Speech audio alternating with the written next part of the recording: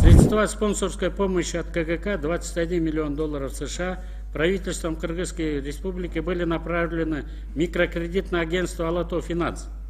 Из-за многочисленных нарушений по выдаче кредитов микрокредитная компания «Алато Финанс» из ранее полученных 989,3 миллионов сомм спонсорской помощи, это 21 миллионов долларов США, в дальнейшем было передано в АО «Айлбанк» 878 миллионов сомов.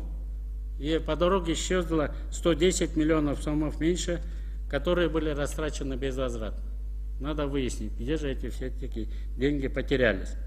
И в то же время на выездном заседании парламентского комитета по регламенту и депутатской этике Жогорку Кеңеша от 14 мая 2013 года первый вице-премьер-министр Оторбаев сообщает, что «Алато Финанс», микрокредитная компания, 20% от кредитного портфеля потратила на собственные нужды. По его словам, это стало одной из основных причин ликвидации данной организации. У микрокредитной компании «Алато Финанс» были слишком большие расходы на собственные нужды. Из 989 миллионов сомм они потратили на свои нужды 197,9 миллиона сомов.